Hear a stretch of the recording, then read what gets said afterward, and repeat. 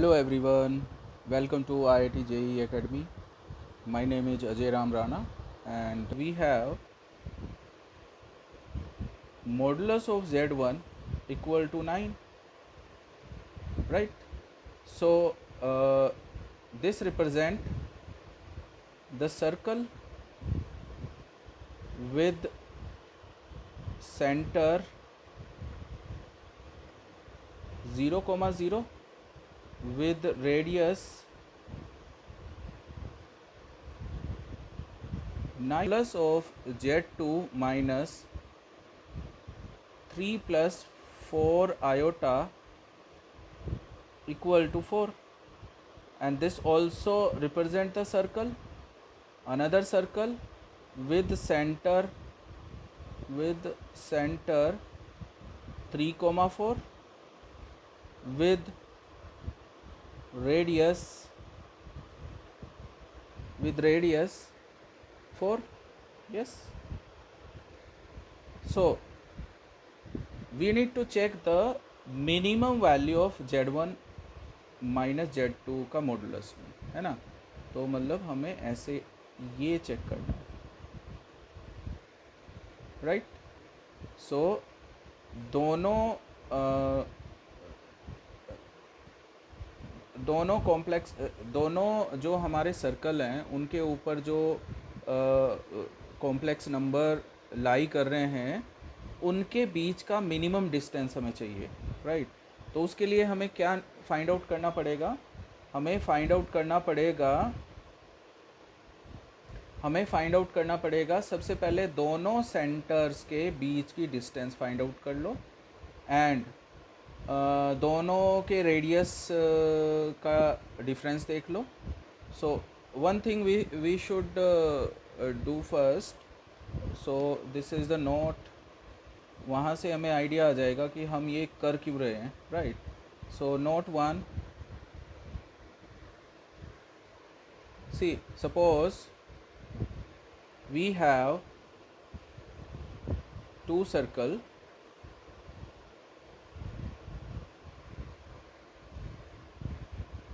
with center C1 and with center C2, and this is of radius R2 and this is of radius R1, right. Condition is कि if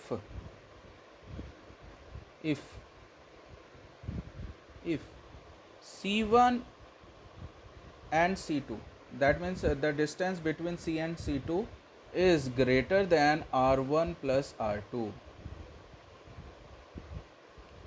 So what is the meaning of this? Meaning of this is there will not be no intersection,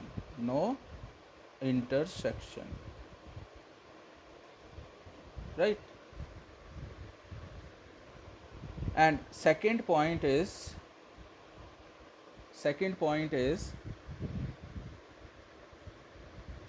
if distance between center 1 to center 2 is equal to modulus of R1 minus R2, अगर ये हो जाता है तो meaning of this is circles touches internally, right, touches internally,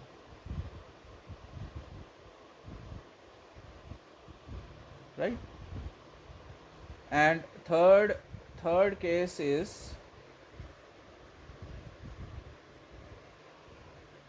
suppose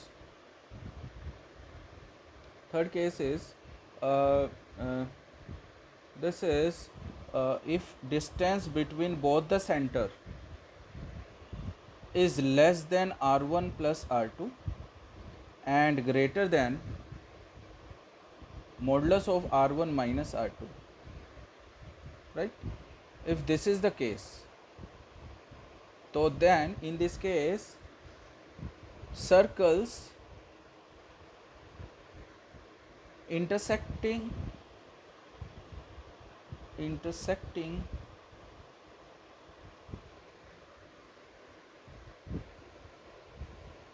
between 2 point, right? This is 2 intersecting points, right? And fourth is, if distance between center 1 and center 2 is 0, तो दोनों circle coincide करेंगे. The circle is concentric, है ना? Circles are concentric, right? Right. So if अगर हम यहाँ पे find out कर लेते हैं दोनों सेंटर के बीच की डिस्टेंस और R1 एंड R2 का मॉडुलस, दैट मीन्स डिफरेंस, दोनों में डिफरेंस, तो देखते हैं. चलो, सेंटर 1 एंड सेंटर 2, जो हमारा सेंटर C1 है, तो C1 एंड C2 हम फाइंड आउट कर रहे हैं. C1 एंड C2 के बीच की डिस्टेंस कितनी आएगी?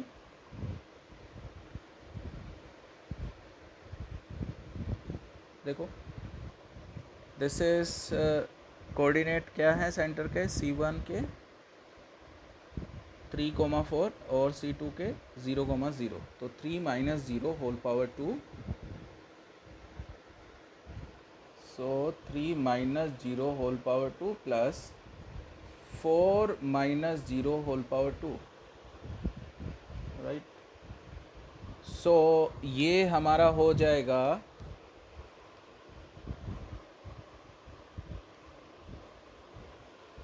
ये हो जाएगा 9 + 16 और उसका स्क्वायर रूट यानी कि 5. तो हमारा सेंटर 1 एंड सेंटर 2 के बीच की डिस्टेंस आई है 5. सिमिलरली R1 हमारा और -R2, इसका डिफरेंस देख लेते हैं. R1 था हमारा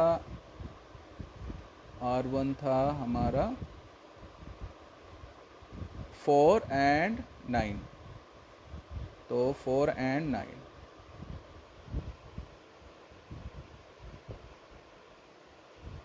तो ये हमारा 5 आया है. इसका मतलब ये है कि C1 C2 equal to mode of R1 - R2. और इस केस में क्या करते हैं? तो सर्कल इंटरनली टच करते हैं, तो सर्कल टच इंटरनली,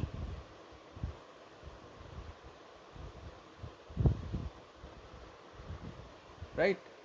सो इंटरनली टच कर रहे हैं, दैट मीन्स फिगर कैसी बनेगी? फिगर बनेगी, लेट मी ड्रॉ.